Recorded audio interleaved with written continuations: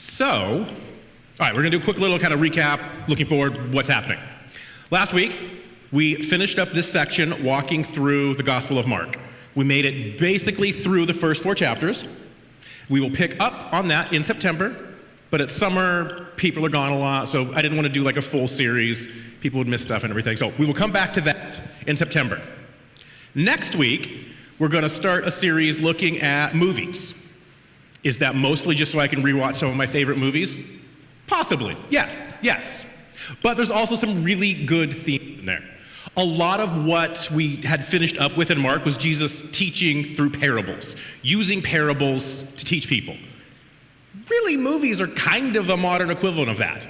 Movies and TV can sometimes give us language to take these big grandiose ideas and make them something palatable to us. So that's what we're going to do. We're going to walk through, I think we have 7, 8 movies picked out. And I will check your weekly update on Monday, Tuesday, whatever it comes out, because I'll put in there, well, Krista will, I'm not going to do it. We'll put in there what the movie is for the next week. So if you want, you can watch it ahead of time, get some ideas. So that's coming up next week. But today, what I wanted to do is jump back to the very first Sunday of the year. Does anyone remember what we did that very first Sunday? I believe it was January 4th. What we did here. What? We came to church. Yes, you did. But what we talked about was we looked at the question, what is a healthy church? What makes a healthy church? We talked about a few things. And then I kind of proposed and distilled it down to the idea of looking at 3 types of relationships. That's way smaller than I was hoped it would be, but okay, it's not too bad of that. It is looking at church in view of what I call, or not, I didn't come up with it, but what this category calls the up, in, out. Where up is your relationship with God. Looking at how that is doing, how your personal relationship with God is. The in is looking at your relationship with each other. That is your relationship with yourself personally, but also the relationships in this room. How we grow as a church family together, in. And then out is our relationship with the community. How are we interacting, engaging with the community around us? And we talked a little bit about how I really like this model because it's pretty simple. It's 3 things. But it identifies different avenues and is as an easy way to see when something might be off. Because think about it. If you have a church, a group, that has amazing personal relationships with God, their up is on point, and their in is great. They have great relationships with each other here, but no really out, no really external. Well, that's less of a church and more of a private club hoarding God's love. That's not great. Okay, well, what if you have a church that has amazing personal growth and amazing community outreach, but the kind of the internal side of things isn't super strong?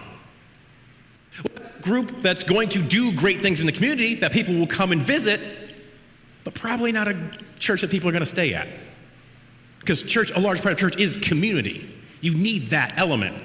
So that's not going to be really a great fit for a lot of people. What about a church that has an amazing internal community? They do great things together. They're a true family. And they do amazing things in the community, but not really a lot of personal relationship with God. I would argue you would have a wonderful nonprofit organization doing amazing work, but not really a church. So our challenge was, how can we have all 3 of these areas growing, thriving? And so what we did is I issued each of us, you, me, all of us here, one challenge in each of these categories. So let's walk through them and see kind of how we're doing with them. So the up category, we talked about everything has to start with prayer. And since we've been walking through Mark, why don't we use some passages from Mark to highlight some things? It's almost like I planned it that way, isn't it? So let's jump in to Mark 1, and just to set out kind of where we are here, if you recall, I referred to this day as Jesus' first big day on the job. If you recall, there's this day, Jesus starts by driving out a demon, goes to Peter's mother-in-law's house, heals her, has dinner with them, and then has to deal with a massive crowd that shows up to be healed, to be taught, to do a lot of stuff. That's a big first day. And this is how Jesus responds. Early in the morning, the next morning, well before sunrise, Jesus rose up and went to a deserted place where he could be alone in prayer. So that is a perfect example for us to follow. When things hectic, when things go crazy, go pray. Model what Jesus showed us here. And so the challenge we issued was, is there one new thing you could add to your prayer rhythm? One new thing. It could be simply maybe ending your prayer with 30 seconds of silence. 30 seconds of just listening. Because how often are our prayers just us talking at God and not sitting in silence with God, listening to God? Could be that. It could be adding a new prayer type to your rotation. If you recall, those of you that come on Wednesday mornings, we spent the first number of Wednesdays introducing new prayer techniques. Lectio Divina, praying the Psalms. We walked through quite a number of different things, ways to pray, new ways you might not have heard of before. It could be having a small prayer group. I am personally a big fan of prayer triads. So what that is there's myself, and I have two friends that were pastors in different spots around the country. We just have a text chain that periodically, at least once a week, more than likely it's almost once a day sometimes, someone will just throw something on there. Hey, can you pray for this? Hey, can we do this? Just a quick group to check in with, super simple. It could be simply start praying every day. We've talked about the last couple weeks how sometimes these smallest steps are the biggest changes. I would argue if you pray 30 seconds, 60 seconds a day, you're probably praying more than 70% of Christians. That's a massive first step. So it could be something like that. How are we doing with this? Okay. That's what I like to hear. So, if you haven't done anything with it, don't feel bad. We still got 6 months. What kind of rhythm could you set in place that by the end of the year, you reflect back on, you're like, wow, that is amazing. Start small. All right, let's go to N, the N category, relationship with ourselves. We talked about how so often we are our own harshest critics. That the internal monologue we have of ourselves is probably the meanest person we will ever be. So how can we have a better relationship with ourselves? We looked at the idea that can we really genuinely love other people if we can't even love ourselves? And Mark gives us a great example of this. So we're going to pick up here in Mark chapter 2. I'll start reading in verse 23. Jesus went through the wheat fields on the Sabbath. As the disciples made their way, they were picking the heads of wheat. The Pharisee said to Jesus, "Look, why are they breaking Sabbath law?" And he said to them, "Haven't you read what David did when he was in need? When he and those that were with him were hungry? During the time when Abner was the high priest, David went into God's house and ate the bread of presence, which only the priests were allowed to eat. He also gave the bread to those who were with him. He said to them, 'The Sabbath was created for humans. Humans weren't created for the Sabbath.'" So here Jesus is reminding us the importance of taking care of yourself. Not in a selfish way that oftentimes we get thought of it, but just genuinely caring for yourself as a person. God wants us to be safe, happy, healthy. Jesus is highlighting here that the rules that were laid out aren't to restrict us. We're not to feel bad because, oh no, I did this on the Sabbath, or I did this. They're to help us. Jesus is highlighting that David was hungry, so he cared for himself and the people around him. So our challenge was, what is one tangible way you could care for yourself?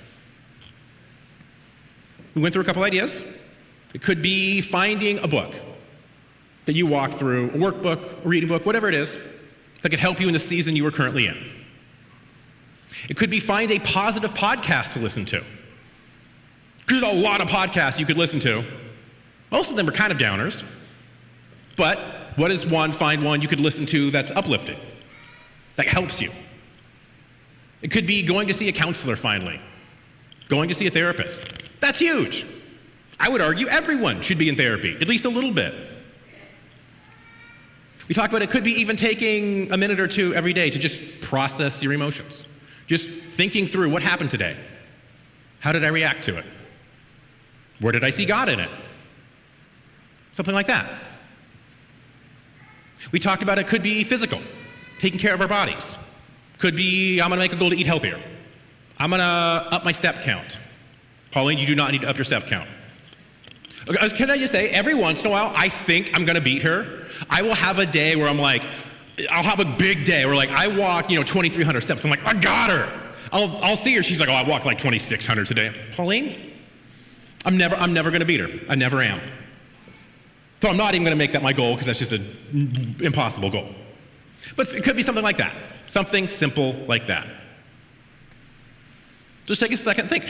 How have we been doing in this category of caring for ourselves? Let's jump to our last category, out. When we're looking at this one, I made the joke that is, okay, let's get him off the screen there. There we go. We made the joke that is kind of a joke, but also kind of sad, that Jesus' greatest miracle was having 12 close friends in his 30s. Driving out demons, healing stuff, walking on water. I feel like that's easier than having 12 people you could call to go have dinner with tonight. I feel like, yeah, okay. So, he made that a priority. We saw how Jesus made building relationships a key part of his ministry. And look how things really started for him. If we jump in here to Mark 2, starting in verse 14. This is Jesus. As Jesus, continued along, he saw Levi, Alphaeus' son, sitting at the kiosk collecting taxes. Jesus said to him, "Follow me." Levi got up and followed him. Jesus sat down to eat at Levi's house. Many tax collectors and sinners were eating with Jesus and his disciples. Indeed, many of them had become his followers. Jesus just sees someone, it's like, I want to be that person's friend. Let's go hang out. Let's go have dinner. He doesn't walk up and be like, you need me in your life because I am the Messiah. No. He just says, let's go hang out. Can I meet your friend? Let's go have dinner. So that is what we need to be modeled. That is the kind of life we need to be living. And so the challenge that went along with this was, can we make one new friend in the community?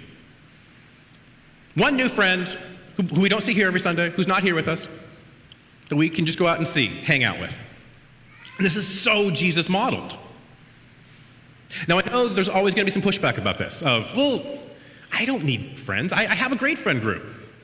Well, one, okay, no need to brag about it, but maybe it's not you that needs a friend, it's someone else. Someone else needs you to be their friend. And I would almost guarantee that you will in turn get something positive out of this relationship too. So how can we get out, engage, be in our community, build relationships? Because the last few weeks we've talked a lot about how we're called to spread love and light. We use the phrase, we're called to plant seeds of love. How can we do that if we're not out with people? If we're enclosed with ourselves? We can't really be the light of the world if we're hiding here in this building. If we're not out shining that light with people. So, how is this one going? Going okay. So what I wanted to do is walk through how I've done on these. Not to be like, look how cool I am, because I have failed miserably on some of them, but just to get some ideas of type of things you could do. Okay, so for up, I started small. My goal was to say the same tiny prayer every single morning. And that tiny prayer is, God, get into my head before I do. Because I am a classic overthinker. So some of you know one of my favorite kind of little kid stories is Alice in Wonderland. And someone sent me a meme of it that was Alice talking to the Cheshire Cat. And it's the line, everyone is mad here. Her response is something in the joke, something I would say, wait, at me? Because that's super overthinking, right? So this was my kind of attempt to try to work onto that. God, get into my head before I do. Now, am I great at it every morning? No. I say I'm batting about 500 with it. If we're honest, the other half of the time I first start in the morning is this again. But it's working toward it. It's working toward this goal. God, get into my head before I do. Okay, in. This is probably the one I've put the most time into. And what I've done is I found a book on kind of self-forgiveness, working on how to have self-compassion. I worked through that. Just something simple. Another thing I did was in the podcast realm. I love podcasts. Most of them I listen to are just dumb comedies. They're nothing serious. They're dumb Australian pop culture comedy things. But I wanted one that was going to be purely uplifting. And I found it in maybe the most unlikely spot. Do you know Arnold Schwarzenegger has a podcast? And it's awesome. It comes out maybe once or twice a month. It's like 5-10 minutes. And it's basically just Arnold yelling positive things at you. That's amazing. I need that just to have a Terminator yelling at me to go do stuff, to be a better person, to take small steps. Yes! That's what I've been listening to, and I absolutely love it. Out. This one's the one I have done the worst at. So my goal was to try to, at least once a week, go out and do something in the community. Just go out and be present. And I've struggled with this. I'm a pretty big homebody. I have spent a lot of time making my house very comfortable, very homey, a very safe space. So why would I want to leave that? Well, I need to. So this is the one I definitely need to work on more. So as you can see, we're not going to succeed in all of them. I came up with these goals, and I'm failing miserably at one of them. But it's about trying. It's about the process of recognizing these areas, coming up with what is my plan? What am I trying to do going forward? It's always that pursuit of, okay, how can I continue to move? How can I not be stagnant and fall backwards? How can I continually walk to become the best version of myself? The best version God has for me. And now I wanted to, as we close, jump back and look at this from like a holistic standpoint. Because one of my favorite verses is one I've used a lot, when you're probably getting tired of, but I would argue if you're getting tired of a verse, it's probably the verse you need to hear the most. So, we're going to look at Matthew 22. This is Jesus replying to a question. So Jesus replied, "You must love the Lord your God with all your heart, with all your being, with all your mind. This is the first and greatest commandment. The second is like it. You must love your neighbor as yourself. All the law and the prophets depend on these two commandments." Now, just look at how nice our up and out fits in with this. You must love the Lord your God, up. You must love your neighbor, out, as you love yourself, in. And this should be so simple. But I wonder if you can be doing this, you're hitting 90% of what it is to follow Jesus. Like, this is it in a nutshell. Right here, this is what this commandment is all about. So, if we can say we are trying to do this verse, it's on a chart now, but where's the verse? This is how we take those next thriving steps, those next faithful steps forward together. Now, I have probably not done a great job keeping these goals in front of you. But if you noticed, we did a little redesign in the handout today. If you see, right here in the middle, I put the goals. So they will be there every single week, looking you in the face, reminding you. Now, think this is something we can do together. Work on each of these 3 goals. They're small, but they'll make great leaps forward for us. If we can work on growing together in our love of God, a love of ourselves and each other, and then take that out to loving our community. How powerful could that be? How much of an impact could this group do in the community for the kingdom of God? Does that sound exciting? All right, let's do it. Join me in prayer.